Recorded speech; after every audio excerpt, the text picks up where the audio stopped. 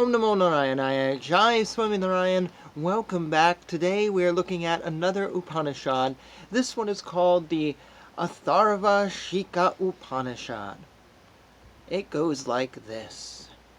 I meditate on that ultimate truth, which explains the meaning of the sound of Om, which shines as the fourth leg of Om, which is Thuriya of Thuriyas, that being a super divine state of oneness with God, which is beyond the three states of wakefulness, sleep, and dream. And it enjoys being in three legs, or three syllables, and which is one and only one. Om.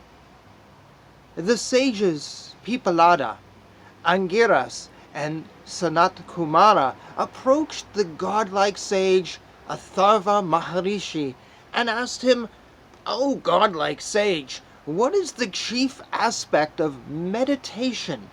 What is the mantra on which to meditate? Who can meditate? Who is the god of meditation?" The sage Atharva Maharishi replied to them, "Mainly meditation has to be done on the single letter Om. It itself is the mantra for meditation. The four legs of that mantra are the four Devas and the four Vedas. The letter has to be recognized as the Parabrahman, the ultimate reality, and meditated upon. The first syllable, A, indicates earth. The Rig Veda, along with the holy chants, Brahma the creator, Ashtavashus among Devas, Gayatri among meters, and Garhaptya, the fire of the household, among fires. The second syllable, U, denotes the ether. The Yajurveda, Rudra, who is the god of destruction, the 11 Rudras among Devas, Trishkup among meters, and Dakshinagni, the fire of the south, the funeral pyre also, among the fires. The third syllable, indicates heavens, Samaveda, with its musical sounds of Sama, Lord Vishnu, who looks after the worlds, the 12 Adityas, the suns among the Devas, Jagatikshananda among meters, and Ahavagni, the fire used in fire sacrifice, among the fires. The fourth syllable, which is the hidden is the magical chants of Atharva Veda. Samvarthaka, the fire of exchange, is among the fires. Manuganas among the Devas. It is the self-glittering Brahman which shines alone and sees everything. The first is the red Brahma, the creative spirit. The second is the holy white Rudra, the destructive aspect. The third, the black Lord Vishnu, the administrative aspect. And the fourth, which is like lightning, is the multicolored Purushottama, the best among the males. This Omkara has 4 legs and 4 heads, or 4 fires. The fourth is the half-syllable sound of which is hidden. That is pronounced in a small, short form, slightly expanded form, and a much extended form. It is pronounced Om with 1 matra, or 1 unit of pronunciation, Om in 2 matras, and Om in the extended 3 matras. The fourth peaceful half-syllable is hidden in the long-ended pronunciation. It is the incomparable glitter of the soul. It is that sound which was never there and which will never be there. It is not pronounced earlier, but pronounced for the first time. And it takes one with the Sushumna Nadi to the lotus with its 1,000 petals. The pranava, the sound of Om, makes all the souls to bow before it. It is the one and only one which has to be meditated upon as the four Vedas and the birthplace of all devas. One who meditates like this goes away from all sorrows and fears and gets the power to protect all others who approach him.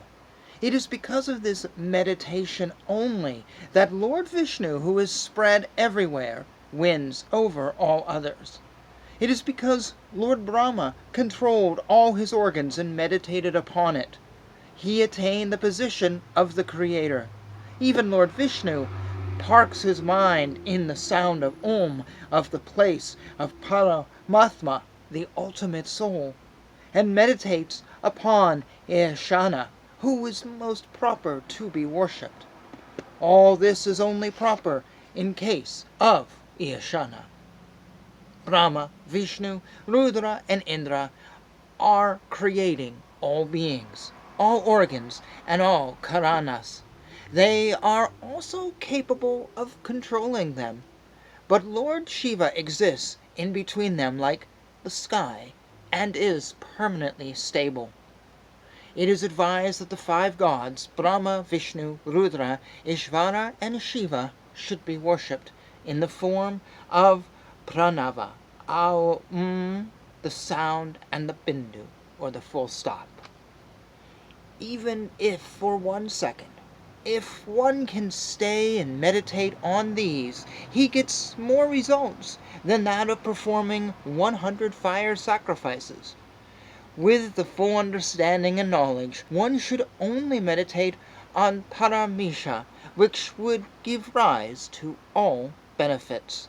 It is definite that by sacrificing all other things, the twice-born should learn and understand this, and he would get rid of the suffering of living in the womb and attain salvation. Thus ends this Upanishad. So this is not the first Upanishad we've read about the sound of Om. I've read others, and I always enjoy them. They're all really interesting. There is some overlap, and we know for a fact that there were Upanishads written in light of other Upanishads existing. But I just find this so fascinating. And then I think about teachers out there, or whoever. It could be a famous guru, or it could be, a yoga teacher discussing Om. And so many of them, I feel, they get into a mode of talking about, well, you've got to pronounce it like Om. And if you do it faster, Om, they get on, oh, no, it has to be slow. I once had someone say to me that if you do the Hare Krishna mantra, you have to do it like Hare Krishna, Hare. And they're like, yes, it takes me many, many minutes to say it. And I'm like, well, how can you get around in a day? And they're like, you got to be special in order to do that. No, that's not true. Anyone can do it. You don't have to do things so long. And I have never heard any of these teachers mention any of these Vedas. Oh, well, there's 4 syllables. Never heard that. I've actually had people say, oh, no, there's 3 syllables. I'm like, no, please read the Upanishads. There are 4. I actually can't think of very many teachers I've run into over the years who teach anything about Om. The only thing they teach is, well, this is the primal sound of God. Well, it's so much more than that. It's so much more than that. Which leads me to another discussion, that these teachers haven't read the scriptures that they supposedly teach about. They haven't read it. Or they've read it through, well, no, they haven't read it, someone else has read it and they're quoting. Can always tell when someone does that. They're like, oh, well, the Upanishads say. Well, which one? Well, the Upanishads. Which one? Because some say some things and some say other things. Which one have you read? And they're like, oh, well, I haven't read these things. And you're missing something when you don't read the scriptures. And that's why I'm here, to read them for you. You just have to listen along. And thank you for joining me as we walk slowly through the Upanishads. Gosh, where are we? Oh, this is number 50, so we're just shy of being halfway through all 108.